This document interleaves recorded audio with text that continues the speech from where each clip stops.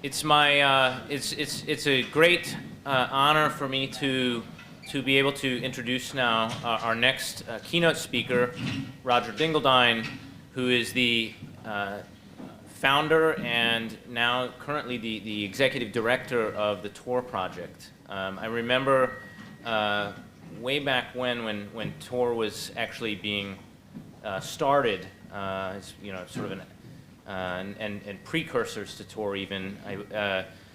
Something Roger may or may not remember is that he was my first computer security TA when he was working on a project called Freehaven, and I'm still here. So, without further ado, I will introduce Roger. I think we've heard a little bit about Tor this morning. We've heard some interesting controversial opinions about anonymity, and I think Roger will have more to say about that. He's certainly one of the leading experts, probably, if not the world expert on this topic. So we're very, very lucky to have him. Thank you, Roger.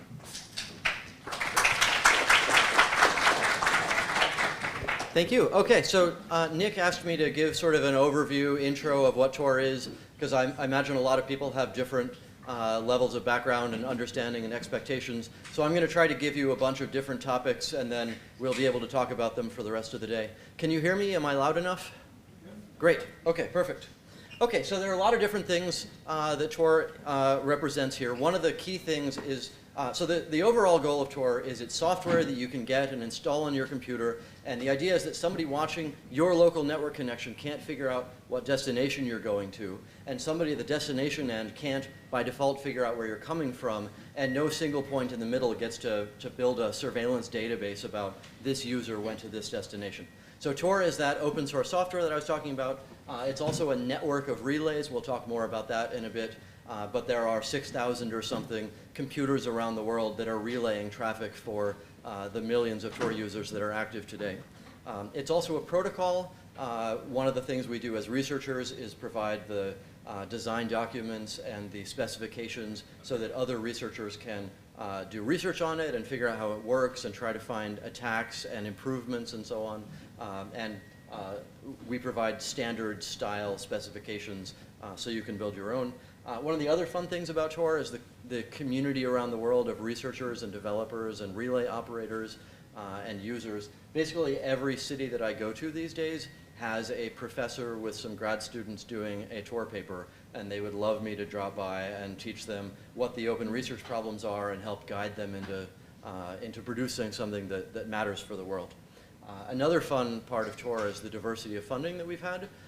We were funded by the US Department of Defense and the Electronic Frontier Foundation and the US State Department and Voice of America and the Swedish Foreign Aid Office and the Knight Foundation and Google and all of these different groups care about Tor for different reasons, and you have to bring them all into the same group of people to have them understand why their goals overlap in that way. So Tor is also a nonprofit 501c3. We have a couple of big goals. One of them is I want to build tools to keep everybody on the internet safe for all definitions of safe. And once I'm done with that, my second goal is to try to teach people what it means to be safe and how to reason about these things. So right now you end up with guidance like look for a picture of a lock somewhere on the screen, and if there's a picture of a lock, thumbs up, you're good to go. Otherwise, you should be scared. It turns out it's more complicated than that. So we really want to give everybody the intuition about how to evaluate these things on their own to decide what security properties or privacy properties they want and they're aiming to get. And we've got some number of users. It's a privacy system, so it's a bit hard to tell how many actual users we have. We actually had an NSF grant a little while ago to try to, in a privacy-preserving manner, collect aggregate statistics around how many users we have. And I think it's somewhere between 2 and 3 million people are running Tor clients right now. I was talking to the Facebook person earlier who was mentioning he doesn't want to actually specify how many Facebook users log into Facebook over Tor each month, but it was hundreds of thousands. So there are a whole lot of people who are using Tor not to hide from the destination, which was what the earlier panel today was talking about, a lot of people use Tor in order to get security from eavesdroppers on the internet as they go to a website and log in. So a lot of people use Tor to go to Facebook and log in, and they get to choose what they want to publish or what they want to tell the destination that they're going to about themselves. The goal of Tor is not everybody needs to be anonymous, there should be no way to identify anybody. The goal of Tor is to give you the choice about what you want to reveal to the websites that you're going to. Maybe you want to tell Facebook who you are. Maybe you don't want to tell DoubleClick that you're the same person that loaded that other page yesterday. So the goal of it is to separate these and give you the choice for every interaction about what you're going to publish. Okay, so taking a step back, what are we, from a threat model perspective, from a computer security perspective, what are we trying to solve? We've got Alice over here. She's some user or activist or ordinary citizen, and she's trying to go to some website, Bob. Where can the adversary be? Where can the adversary be able to attack these things? So maybe the adversary is watching Alice's local network. Maybe she's sitting in Starbucks, and this is somebody sitting next to her at Starbucks. Maybe she's in Tunisia, and she's using the monopoly telephone company there, so they get to watch everything that all of the internet dial-up people use there. Or maybe the adversary is on the Bob end. Maybe they're watching WikiLeaks because they want to build a list of all the people who go there. Or maybe the adversary is Bob. Maybe it's CNN.com, and they want to build a list of all the users and where they're coming from so they can advertise to them better. Or maybe the adversary is somewhere in the middle. It's AT&T or some backbone provider, and thus probably some national intelligence agency that also collects data. It used to be long ago that I would say, so I guess AT&T gets to watch some things, and therefore NSA gets to watch some things, and there would be a few laughs in the audience because everybody would think, oh, that's nonsense. And actually, that's exactly how it's been for a long time, and I'm glad the world is paying more attention to the level of pervasive attacks and undermining that have happened to internet security over the past decade. Okay, so something else from the anonymity side. I talk to a lot of corporations who say, well, yeah, I don't need privacy, I don't need anonymity, because I use a VPN. I'm all set, thanks. And you should use encryption. Encryption is good, but even when you're using encryption, somebody who gets to look at your traffic learns who you're talking to, when you're talking to them, how much you're talking to them. And these social networks, this graph of communication, is actually what everybody uses to try to break privacy in the world these days. It's not about, I have some encrypted text, how do I decrypt it? It's all about, let's build a graph of who's talking to who, let's find out who's in the middle, and now we'll break into his house and install something on his computer while he's not home. That's how all the intelligence agencies operate these days. And there's some other variations. There's the plausible deniability notion that's been popularized in a lot of like peer-to-peer file sharing systems over the past decade, where they're like, yeah, you asked me for the file, and yeah, I gave you the file, but you can't prove it was me. Maybe I was relaying it for somebody else. That has a couple of problems. One of them is, from a statistics perspective, the 10th time you're the one saying, well, it was me this time also, but you can't prove it was me, that starts to look pretty bad. And the other one is there are plenty of situations in the world and jurisdictions where plausible deniability and proof are not actually the situation that you're faced with. Let's imagine Saudi Arabia lines up 10 bloggers, and they're pretty sure it was one of the 10, and each of them says, well, you can't prove it was me, ha ha. That's bad news for all 10 of them. So we want a system that makes it hard to narrow down who might have been the person who did that. And that's why we need a lot of different types of users and so on. So there's another category of anonymity on the internet, which are these single hop proxies. There's one computer somewhere, and all the users route their traffic through it, and they say, we promise we won't look at any of the traffic.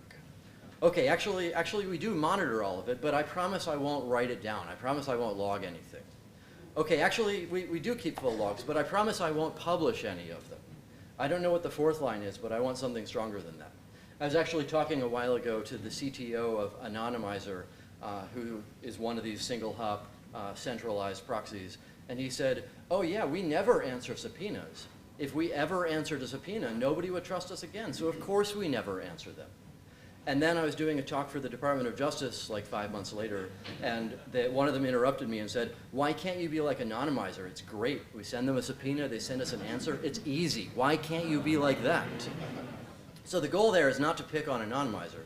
The goal is to point out that this centralized privacy by promise situation where they could screw you, but they promise they won't, that's an architecture that is going to fail. That's an architecture where they have the data, or they could change their business model or something later, and then you lose. So the requirement here is that you need an architecture where they don't have the data, they can't have the data. There's no single place that gets to know about who the users are and what the destinations are. So again, this is a different way of looking at it than the Tor is for anonymity, activists don't need anonymity. There are a lot of other layers of where you're trying to protect and who you're trying to protect from.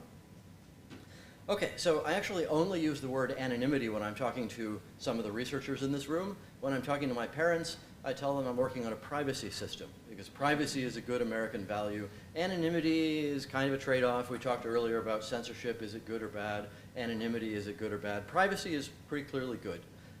When I'm talking to companies and other groups, I work on communication security or network security. Because when you go to Google and you say, I have a privacy tool, they say, I heard privacy was dead, why are you even here? And if you go there and you say, I have an anonymity tool, then they get a little bit nervous. But if you talk about communication security, I have a way for you to investigate the competitors without having them know that it's you. I have a way for you to be able to communicate securely on the internet without the French intelligence agency knowing exactly who you're talking to and when you're talking to and how often. Then suddenly they do care. And when I'm talking to governments and militaries, I work on traffic analysis resistant communication networks.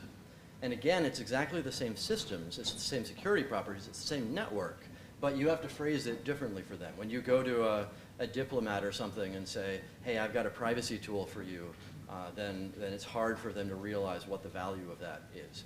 Whereas if you say, hey, I have a way for foreign governments to not be able to analyze where your traffic is going to or where you're coming from to learn your affiliation or what city you're in this week or something, then they all do start to care about it. And then there's another topic which we've been thinking about a lot about lately, which is the reachability. I want to get to BBC, but I can't from my country side of things. And that ties into the whole surveillance thing, which is a really interesting and long discussion. So far, so good. Am I going too quickly, too slowly? I see a couple of thumbs up. Great. Okay, and yes, there are bad people on the internet. And if they have security, then they can do bad things. This is also a longer discussion than we can do in a short 45-minute thing, but a brief taxonomy of bad people on the internet. You start with your Trojans and your viruses and your exploits, and you break into millions of computers, and you use those computers as zombies to profit. You do espionage, extortion, distributed denial of service attacks. So right now the situation is the bad guys on the internet are doing great, and the good guys, for whatever definition you have of good guys, maybe it's the activists, maybe it's the corporations, maybe it's the diplomats, all of those people are in bad shape. They don't have a tool that scales well enough, that has enough peer review, that's going to continue working in a year. The bad guys in general have a lot more options because the tools that they use don't have to have millions of people using them. They don't even want peer review. They're not planning to tell you the design. And they don't have to scale and be persistent and sustainable and last for a long time. So the bad guys are doing great. The good guys have far fewer options than they should. I'm sure there's a person in here that I did not convince with those 3 sentences, so I'd love to chat with you more afterwards. Okay, so how do you actually build one of these? The easy answer is you put a big central computer somewhere and you proxy everything through that. And the first problem is what happens if that central point fails in all the examples I was talking about before. But it's actually worse than that. If I can see the traffic flows going into that central point and the traffic flows that are coming out of it, I can match them up and I can say, hey, wait a minute, due to timing and volume and so on, this flow matches to that flow, so it's this user who asked for that web page. So even if these central anonymizer companies, these centralized anonymizer companies are totally like, they're on board, they have your best interests in mind, They're definitely never going to sell you out, even though they could without you knowing. Even if they're perfect, you still watch that one cable that goes into their computer and the same cable that comes out, and you can do all the traffic analysis you need to match up users to users. So the approach with Tor is to distribute the trust over multiple relays, so there's no single point that gets to learn about both where Alice is and also who Bob is. So if that means if R1, if the first relay is malicious, it knows Alice is using Tor, but it doesn't know why she's using Tor. And if R3 is bad, it knows somebody is talking to Bob, but it doesn't know who is talking to Bob. And if they're both bad and they collaborate, and R1 says, I saw this pattern, and R3 says, hey, I saw the same pattern, then we lose.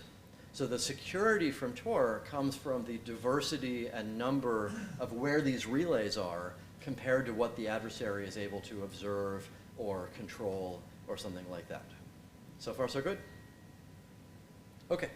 And there's crypto. I'm basically going to skip over that one for the day, except to mention that the type of encryption that we use provides a property called perfect forward secrecy, which means that if you log, if you're the, pick your intelligence agency of the day, and you log the traffic going between Alice and the first relay, and then later you break into the first relay and you say, hey, I have this logged traffic, can you decrypt it for me?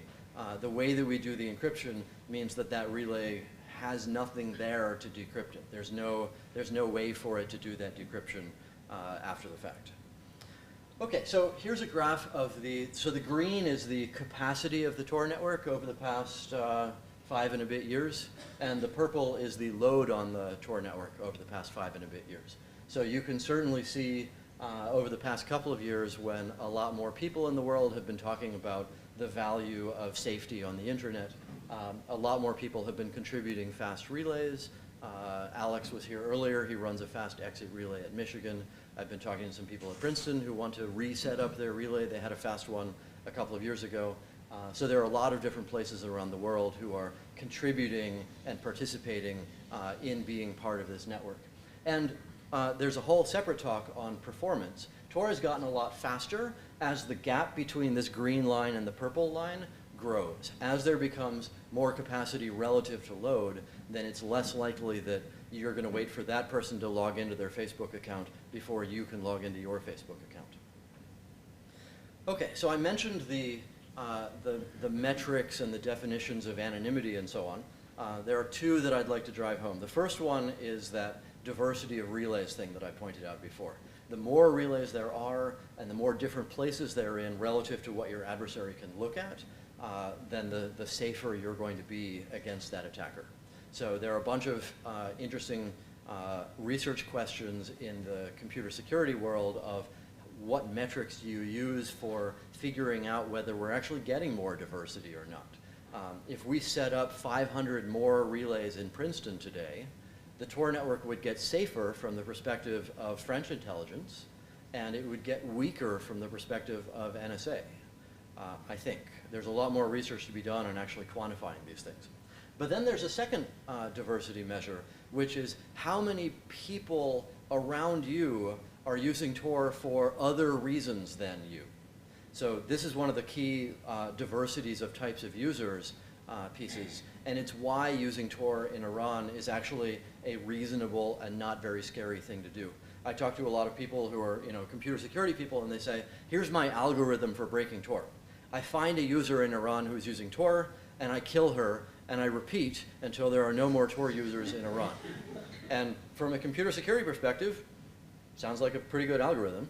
But from a real-world political science perspective, you're going to be picking up average 15 to 45-year-olds who use Facebook and killing them. That actually is not a sustainable way to run a country. And it's this median Tor user in Iran being they're not an activist, they're not a dissident, they want to get to Facebook and you blocked Facebook. They want to get to their webcomics and you blocked their webcomics. So as you block more and more things, the average Tor user in an area becomes a more reflective of the ordinary people in that area. And that's a key piece of Tor's security, but is also one that's really hard to nail down and quantify. So there's a lot of work to be done there too. Okay, so another piece of Tor is, so I talked earlier about trying to protect who you're talking to and where your traffic is coming from and so on. There's a second piece, which is the browser side. If you use Internet Explorer with Tor, then you go to a website and you immediately say, hey, I'm using this version of Internet Explorer. I prefer English, but French or German will do. Here's how many pixels by how many pixels my browser window is. Here's the Hotmail cookie that I got from last Thursday that I'll keep forever because cookies last forever. There's so many different ways of recognizing the user based on application level characteristics from what pages they've gone to and so on. So the goal, so Tor plus the Tor browser is the safe way of using the internet these days. We have a fork of Firefox where we've patched a lot of privacy vulnerabilities inside Firefox to try to prevent websites from being able to recognize you or tag you and then look for that tag later or figure out what country you're in and so on. And this is tricky because every time I turn around, Chrome has just put out another terribly privacy invasive feature. And so we're trying to tread water, keeping up with all the disasters that are going into Web 2.0. So that was on the browser for desktop side. There's also Orbot, which is a version of Tor for Android, and there are a lot of happy Orbot users in the world. One of the challenges we have is, until recently, Firefox didn't work well on Android. And that's still sort of in transition, but if you can't run Firefox on Android, then you can't get Tor browser working, then all the application layer patches, the browser level patches that we have, are hard to make work on Android. So you'll be a happy Tor user with whatever crappy browser they give you, and then suddenly you'll be surprised when the websites you go to say, hey, that's that Tor user who has those things installed, who logs into Hotmail every week, and whatever else they can learn. So another way of using it is a live CD that's based on Debian called Tails, where you pop in your USB key and you boot to a fresh operating system that has all the applications you should want and none of the applications like Microsoft Office that you shouldn't want. And it basically firewalls all the connections out that aren't going through Tor to give you defense in depth and make sure that you're very likely to be using Tor safely. For example, Laura Poitras and a bunch of other people who actually needs pretty good security against pretty large adversaries are Tails users because it helps you do all of the different pieces correctly. Another key piece of what we've been contributing to the world lately is reproducible builds or deterministic builds. So it turns out in software engineering land, you start with your source code and you compile that into the binary that you sell to people or that you put on the internet or something. And there's no actual way for people who look at the source code to determine that the program that you gave them actually came from the source code. So here I am, Microsoft. I try to keep my source code secret, fine. But here I am, Linux. I give you the source code. I say, please review all of it. And then the thing that you're installing, you have to hope actually came from the source code. So what we've been working on lately is a way to deterministically actually build a version of Tor browser where when I build it and you build it, we end up with exactly the same program afterwards. This should not be a novel and weird concept. For the political science people in the audience, they're probably thinking, yeah, that sounds reasonable, that sounds like a good idea. From the software engineering perspective, this is a crazy novel concept that nobody has actually been pushing into working lately. So the Bitcoin people started pushing it originally, Tor browser picked it up. We've actually gotten a lot of Debian to do reproducible builds. So we're making a lot of progress at actually making the internet safer from, for example, an adversary who breaks into your build computer and adds a virus right before you ship the next version of Windows to everybody. Okay, so another topic to talk about is the whole censorship side. Right around the time that the Egypt fun happened, we were just putting out some aggregate statistics measurements of how many users there are in different countries. So you can see on this graph where Egypt blocked Facebook, and you can see on this graph where Egypt unplugged their internet. And my favorite part of this graph is that the steady state afterwards is twice the steady state before. There were a lot of people who said, yeah, we had a revolution, yeah, they turned the internet back on, but yes, the military is still surveilling everything. I still live in a state where they're watching everything. you're darn right, I want some more privacy or security or whatever phrase they were using.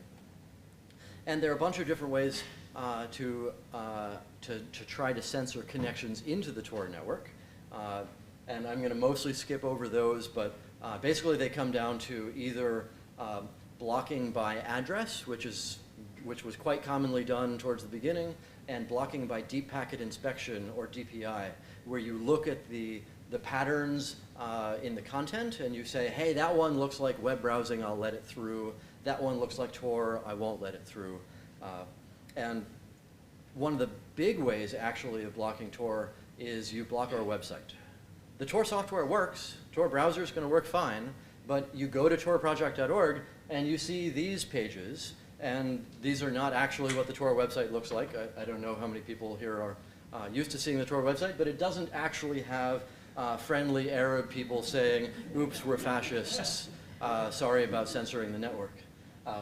So this is, I guess, a separate talk, but one of the key things to keep in mind is how do we get the Tor software to people around the world where when they go to the Tor website, they end up with pages like this. So we've been working on a bunch of different distribution mechanisms for being able to let people reach the Tor website safely or get a version of the Tor browser from some other place. How far through my time am I? I'm trying to figure out how much time I have left and how many things I should do. You're doing great. You're doing great. Okay, that's one answer. What was? 2/3. Okay, perfect. Okay, great. So I have a graph here of one of the early DPI attacks from Iran, where they figured out a particular characteristic of the Tor protocol, and they ended up blocking that. And boy, were we not prepared for that at the time, because we had a list of ways we thought they would try to censor the Tor protocol, and then they did one that was not anywhere near what we had on our list. And it turns out that there were some nice people inside Iran who were able to figure out what was going on, and they could contact us and say, hey, I have a new Ubuntu computer, you're welcome to experiment on it. And eventually some other nice security people said, hey, I figured out exactly what the issue is, and we fixed it, and then the usage went back up. And there are a number of examples like that, which I don't have time to get into, but the fix for all of that is what we call pluggable transports. So the idea originally was, let's make Tor look like secure web browsing, because who would block secure web browsing? And then it turns out there are a bunch of answers to that over the past couple of years. Like Syria, for example, is happy to block all of HTTPS for months at a time. So the fix for that is we want to separate the privacy part that Tor provides from the reachability part that the transport provides. So the idea is that we then have a bunch of professors and research groups and activists around the world all working on designing some cool way to transform Tor traffic into something that the censor is not willing to block. And there are a whole lot of different research groups working on these transforms right now. There's a group at Stanford, now at Berkeley, who has a system called Flash Proxy, where you basically get a whole lot of different ordinary people running web browsers to be that middle point between the censored user and the Tor network. So if you can reach one of these people with a web browser, or they can reach you, then you're able to get into the Tor network. And it's much harder for the adversary to discover the list of all the people in the internet who have web browsers who are trying to help out here.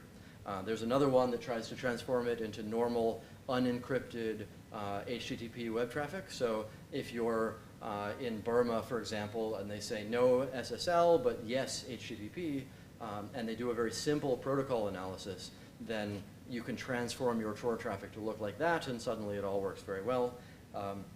And there are a bunch of other examples that I won't get into here, but I'm happy to talk about them afterwards. Okay, another fun topic, the whole Snowden thing. So I don't know how well you can see from the back, but you'll find this fine sticker on Ed's laptop over there. And this was actually the introduction for a lot of mainstream journalists to this Tor thing. And from their perspective, the first time they'd heard about Tor, they heard about it from Ed, and they're like, okay, so I guess he must be like a developer of Tor or something. Hey, can you tell us what this Tor thing is? So there's a lot more publicity and attention on this we have a couple of interesting quotes.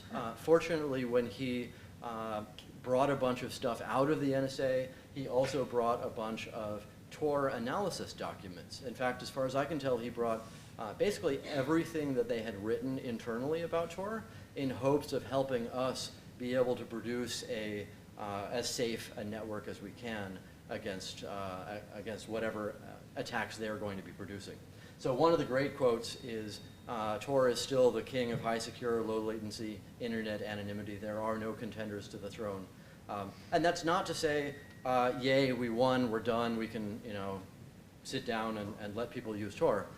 But it at least gives us some insight into what level of success various adversaries had against attacking a global network like Tor. And they actually had a one-week meeting in June of 2012 called Remation 2, where NSA and GCHQ got together to brainstorm about where they were in terms of being able to successfully attack Tor. And basically the short answer of that is they weren't anywhere at that point.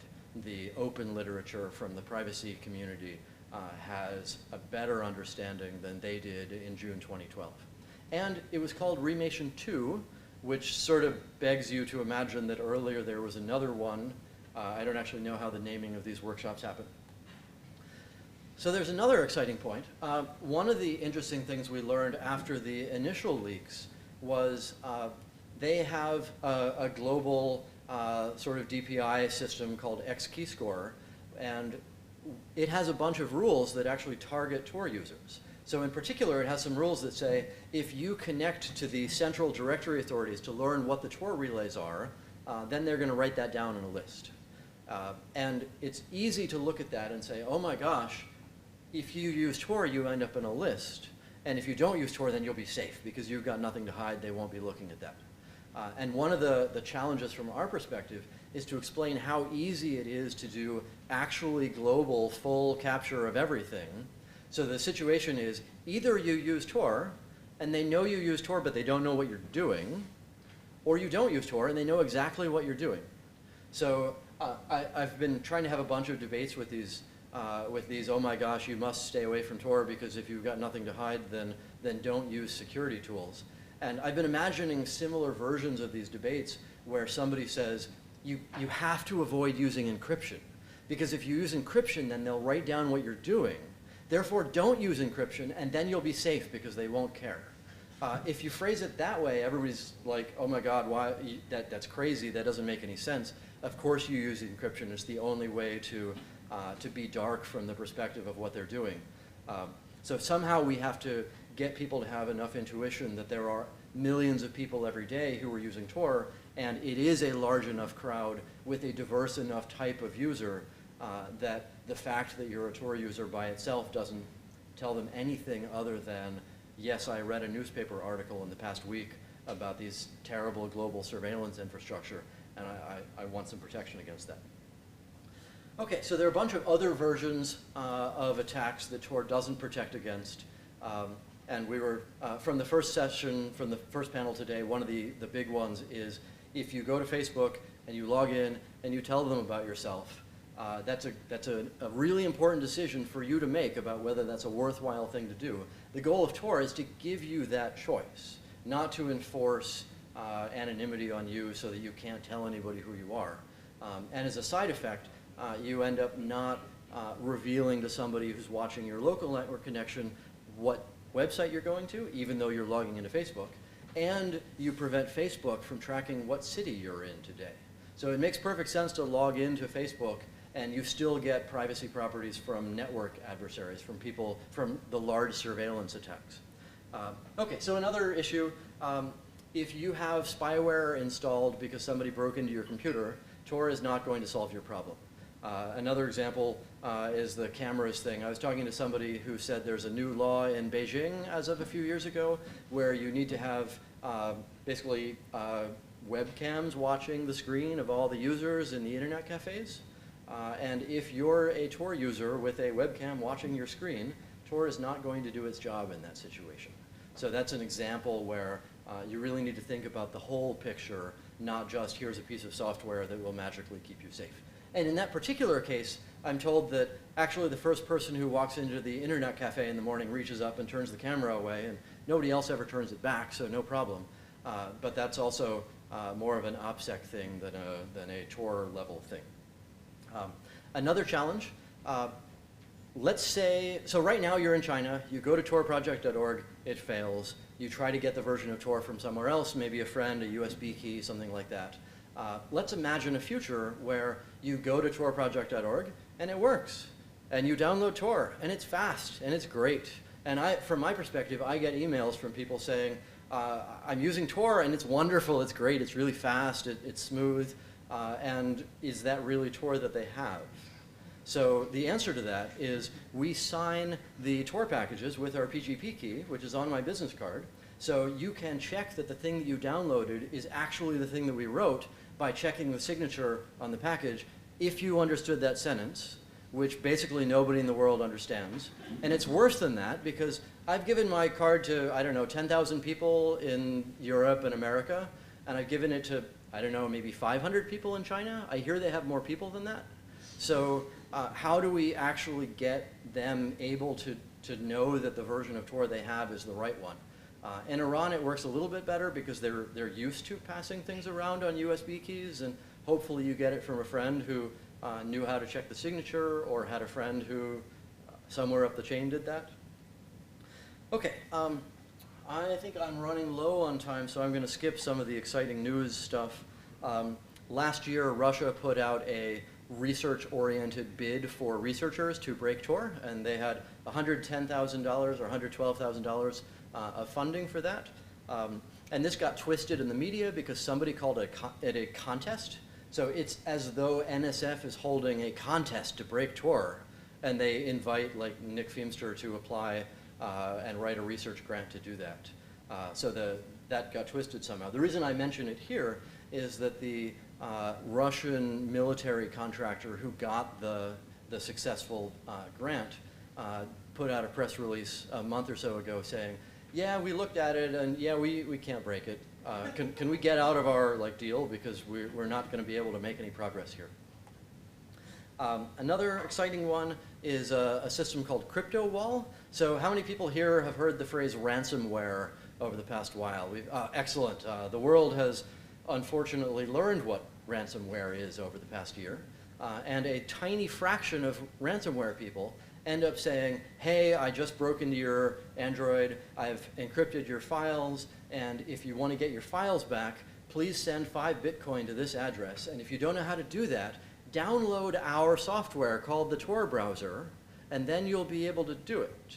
So all of those people who are attacked by these Russian jerks end up thinking that that's what Tor is because the Russian jerks didn't bother to try to clarify for them that actually they're not Tor. So I don't know how to fix that except for calling them jerks on live stream periodically. Maybe we should chat about that one afterwards also. Okay, so there are some open questions. How do we measure Tor safety? How do we prevent censors from blocking connections into the Tor network? How do we measure usage of Tor in a way that doesn't harm anybody? This is a great open research area. There are a lot of people working on it with phrases like differential privacy. How do we learn what's up with the surveillance adversaries? One of the key things that I've realized over the past couple of years, all of this work we've been doing to get around censorship, so there you are in some country and you don't want them to realize you're getting to the Tor network, applies pretty much the same way for surveillance. There you are in some country and you don't want them to realize what you're doing on the internet. So a way that we used to phrase that before was censorship implies surveillance.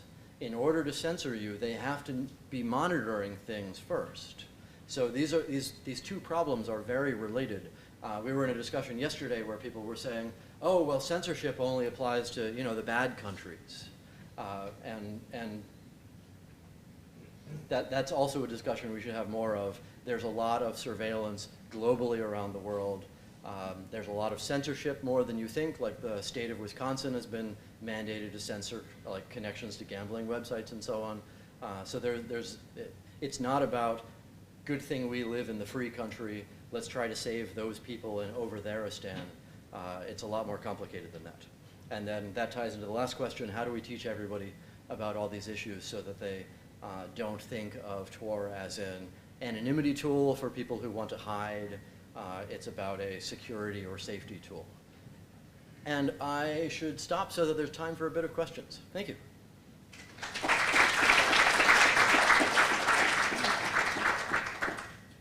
do you know that a state government has not set up a Tor relay? How do we know that a state government has not set up a Tor relay? Yeah, we don't. And as there are more and more relays in the network, it's plausible that some of them are run by bad guys. And B, as you get more and more of them, the effect of an attacking relay becomes less and less. So if they run a couple of them, but most of the relays are safe, then Tor security still holds. With respect to the NSA in particular, a lot of people say, well, I heard the NSA runs a bunch of Tor relays, so I'm worried. If you were the NSA and you had already suborned AT&T and Deutsche Telekom and a bunch of other places around the internet, you should let some enthusiastic activist set up his own Tor relay on a network that you already monitor. So you're already doing very well at watching the internet. Why would you go to this extra risk and trouble and red tape and so on of running part of the Tor infrastructure when you're already monitoring the internet pretty well?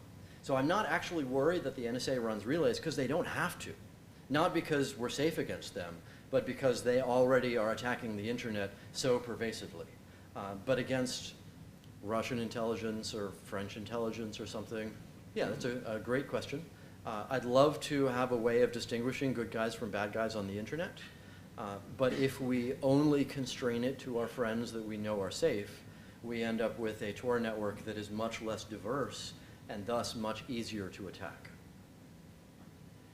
If Edward Snowden suddenly showed up in the United States and went on and used Tor, do you think that the NSA would be able to notice that this one particular person was using it and manage to, assuming they were specifically targeting him, manage to decrypt or get that traffic, or does it work even for high-profile individuals like that? Tor works best for high-profile individuals before they become high-profile.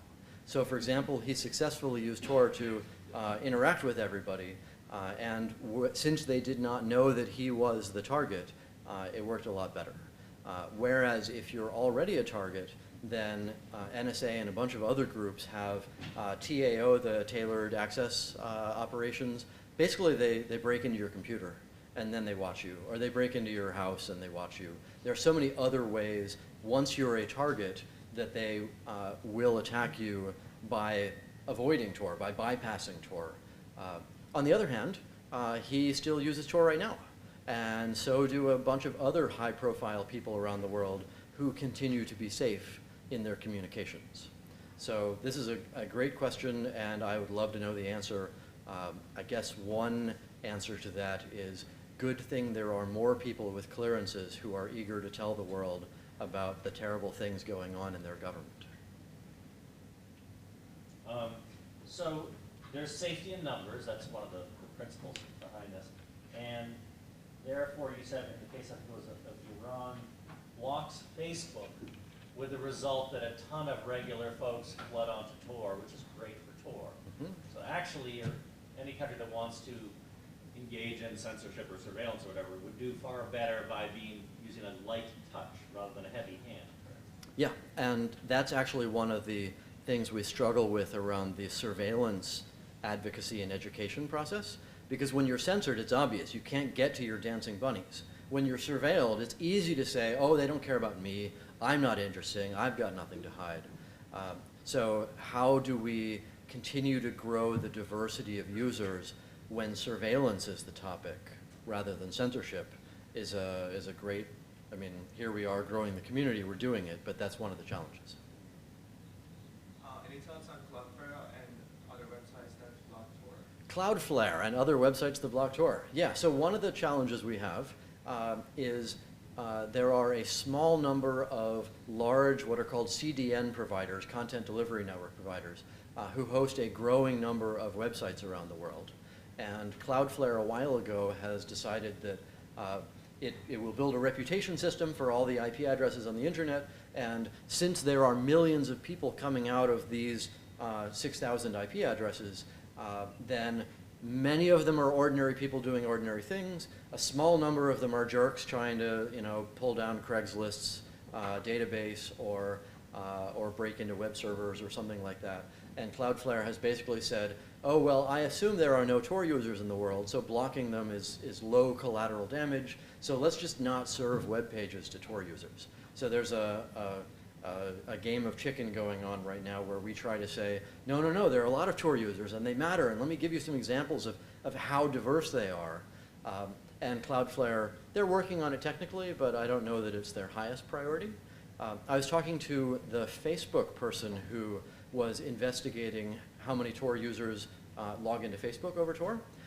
And he, basically Facebook, as opposed to Cloudflare, has pledged that reaching Facebook over Tor is a great way to do it more safely. So they want to make sure that it continues to be a good way for people to be able to reach Facebook.